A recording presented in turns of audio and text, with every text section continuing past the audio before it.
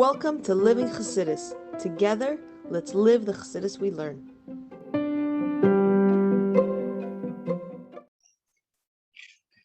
Good morning, everybody, and welcome to Chassidus in the morning, 15 minutes. Heichaltzu, Kuntres Heichaltzu. This year is the nishmas Rivka bas Avraham. Okay, let's do this. We're tracking through over here. I'm Parak Dalit already. So it's good effort, I have to say. Everyone that's been joining, learning, and with Hashem, we should continue on in this good derech. It's good achana. Okay, so we're discussing, we're in the middle of page 113, on the top of here. So essentially in here, so he gives a perfect footnote that we can jump straight in.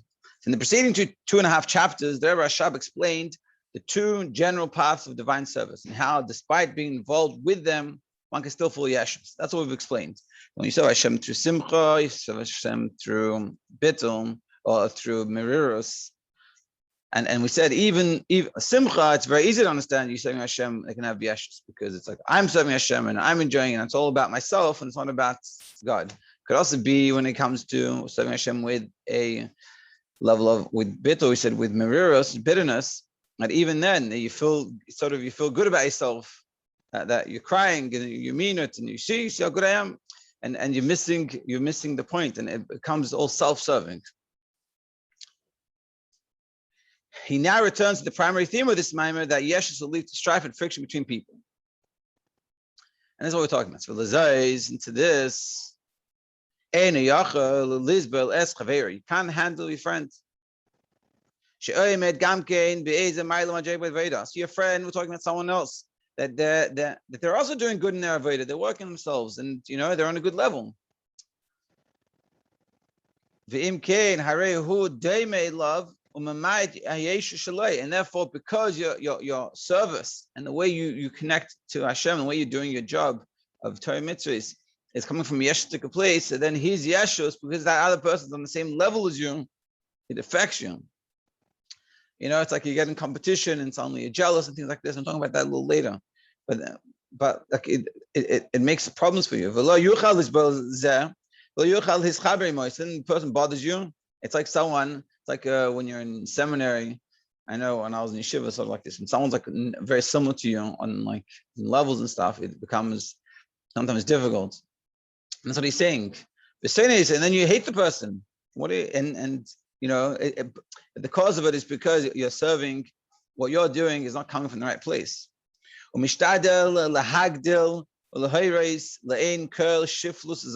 raises it up to put the other person down because it's, so to speak, competition. And how is that person not really good? And you try to sort of catch him out on something. And you profane his avodah, you denigrate it, you put it down. Why? They shouldn't equate you, or you shouldn't be even greater than you. You have to make sure, like it's so to speak, competition. You have to make sure you look better than them. And also, even if it's not even affecting him, this person. This that people will think that we're similar. Or that they'll think he's greater than you. But the main issue is because of the yeshus, so you can't handle the person, you can't stand it. You're worried about these things. But these things are really not important. And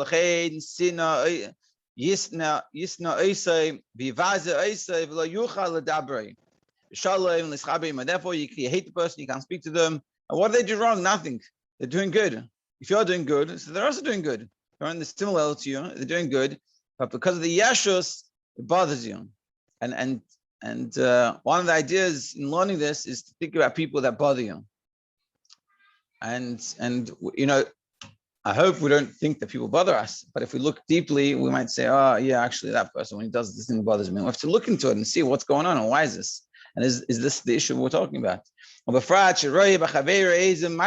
even more, it's worse for you when you see that person has something a mile of you. It's uncomfortable. Whether it's intellectually zihirus, ufrishus, isera oyez, tahara, whether it's something like an extra level of frumkeit, that they're more careful, they might not eat this hechsha, and it's like, they don't have that hechsha, and you're like, who does he think he is not having that hechsha? He thinks so frum, thinks so much better than me, and it bothers you.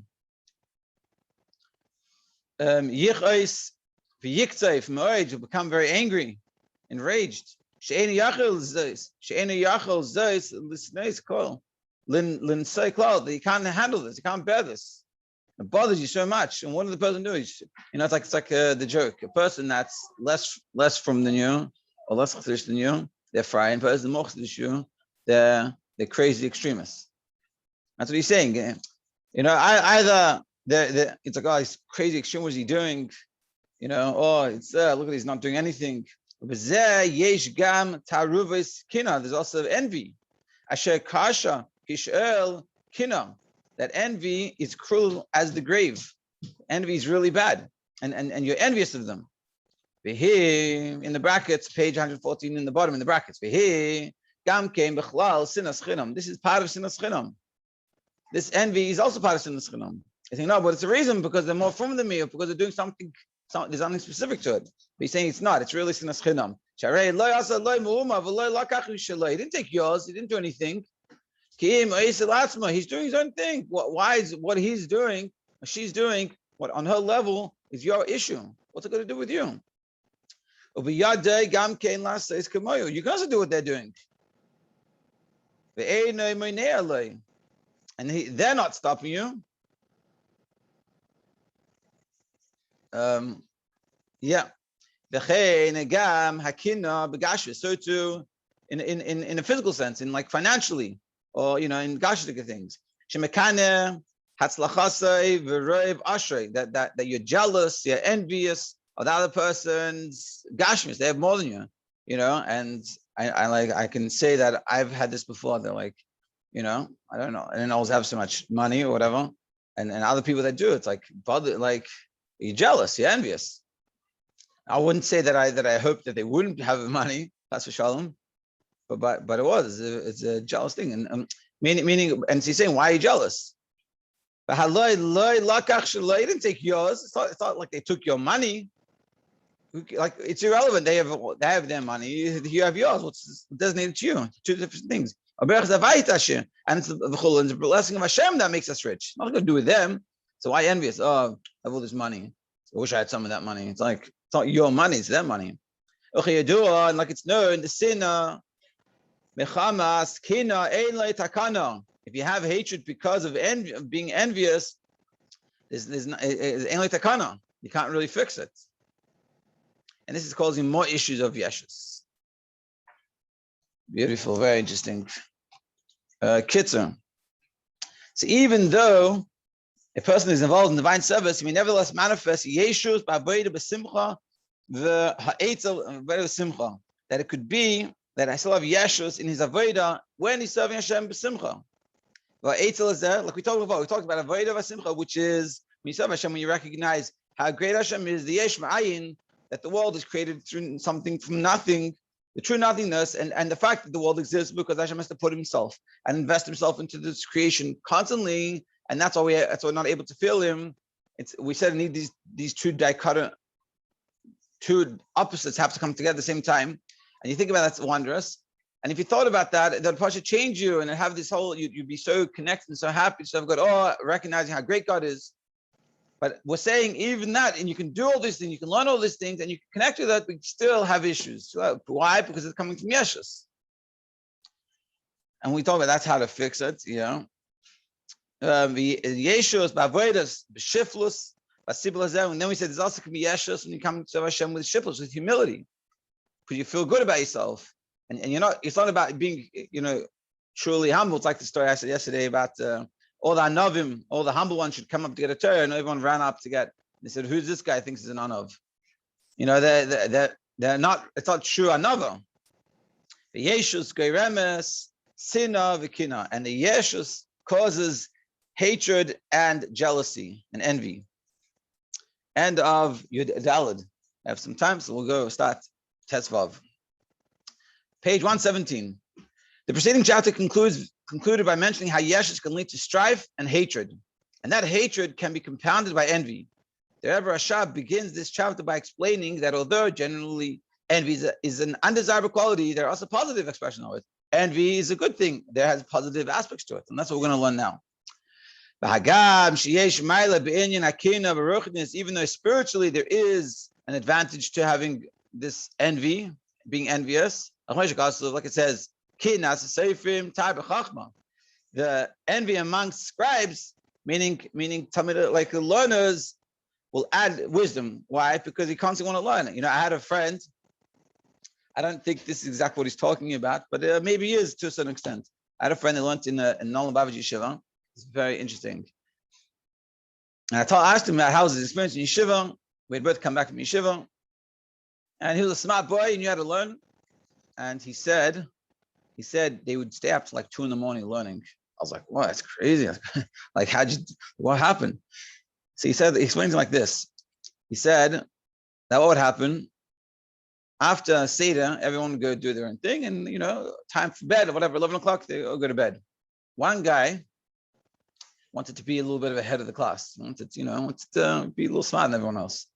So he'd stay up a little later, and he would learn everything. Chazarot, he would learn further ahead. So he would be in the know. And so he'd sound really smart because he's like learned. So then he'd come to class and he'd know all this. And so the guys saw this. And so another guy's like, hey, I don't want to be the fool. So he also got up, he stayed up late, and he did it and learned.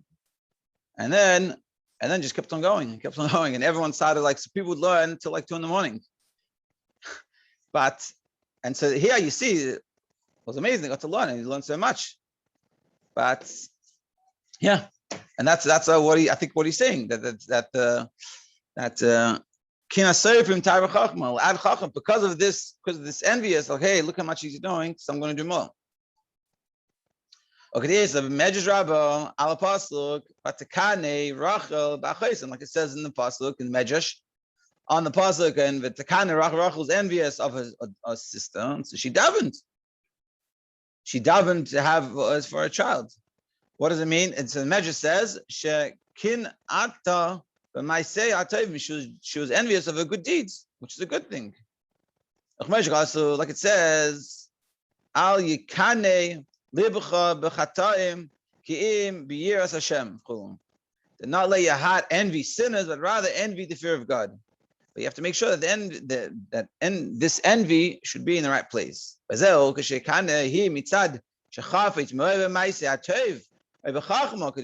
So envious is good when you wanted to do good things. You want to add in wisdom and things like this. It's good to be envious of someone that has a lot of good deeds and actions. Because that expecting to also do the right thing, like the story of my friend in Yeshiva. Because of the one guy doing good, that had envy of him, they were envious, so they also pushed themselves to learn more, which is a good thing. Until you come to that level as well, which is a good thing, pushing themselves. I don't want to go over time, so let's finish off a little bit. Because this enviousness comes from it taps into a deep place within you. This is the real thing that maybe you didn't think you had, which is a beautiful thing. Because we have to realize that we have so much potential. And it's like they say about the brain, we use so little of it, so too within us. We have so much potential, we can achieve so much, and we use so little of it. In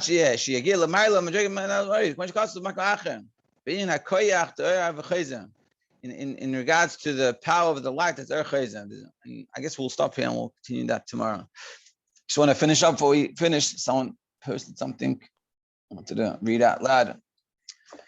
Yeah, from equals fanatically religious or modern, and you in the middle. Fanatically religious or modern, and you in the middle. See, from fanatically religious, you or modern. Very interesting. Okay, have a great day, everybody. You